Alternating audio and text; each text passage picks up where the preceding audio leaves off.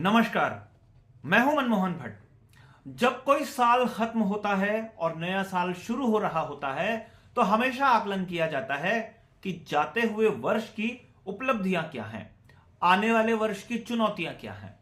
2023 में सरकार से अगर कोई पूछे तो उसकी सबसे बड़ी उपलब्धि क्या है, तो क्या आपको मालूम है सरकार क्या कहेगी?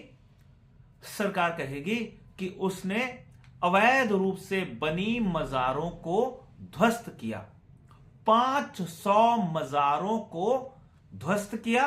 50 मंदिर इसकी जद में थे, 50 मंदिरों को भी ध्वस्त किया, यानी 550 अतिक्रमणों को राज्य सरकार ने ध्वस्त किया है। वन विभाग की भूमि पर ज्यादातर अतिक्रमण थे। इसके अलावा भी राजस्व की भूमि है, अलग अलग विभागों की भूमि है। कुल मिलाके 5000 एकड़ भूमि पर कब्जे किए हुए थे अवैध रूप से, उन्हें ध्वस्त किया गया। सबसे ज्यादा अतिक्रमण जो था वो नैनीताल जिले में था और अलग अलग राज्यों के अलग अलग जनपदों में, अलग अलग हिस्सों में अतिक्रमण था। लेकिन सबसे बड़ी उपलब्धि के तौर पर हम बात इसको इसलिए कह रहे हैं क्योंकि जितना माइलेज पुष्कर सिंह धामी को, उनकी सरकार को अवैध मजारों को ध्वस्त करने से मिला, उतना माइलेज उन्हें कहीं मिला नहीं।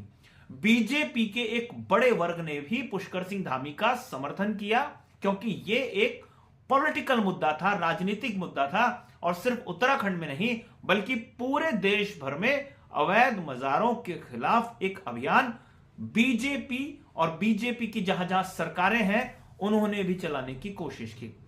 बहुत सारे लोग यह भी कह सकते हैं यूसीसी पर भी एक माइलेज पुष्कर सिंह धामी को मिला, वो माइलेज अभी मिलना बाकी है। उसको लेकर ड्राफ्ट अभी आपके पास आया नहीं है, मतलब राज्य सरकार के पास ड्राफ्ट आएगा, उसके बाद वो कार्रवाई करेंगे।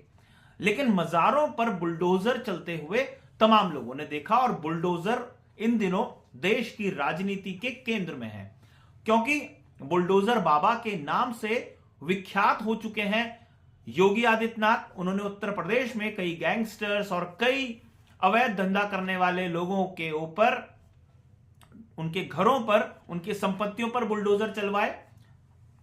मध्य प्रदेश में भी शिवराज सिंह चौहान की जब सरकार हुआ करती थी वहां भी बुलडोजर चला करते थे, और उत्तराखंड में भी जहां जहां अवैध मजारें थी वहां वहां बुलडोजर चले। इसलिए पुष्कर सिंह धामी की सरकार की बहुत बड़ी उपलब्धि के तौर पर अवैध रूप से जो अतिक्रमण हुए थे, अतिक्रमण अवैध ही होता है, लेकिन जो अवैध रूप से बनी हुई मजारें थी उन्हें ध्वस्त जो किया गया, वो उनकी 2023 की सबसे बड़ी उपलब्धि में से एक कहा जा सकता है, राजनीतिक उपलब्धि।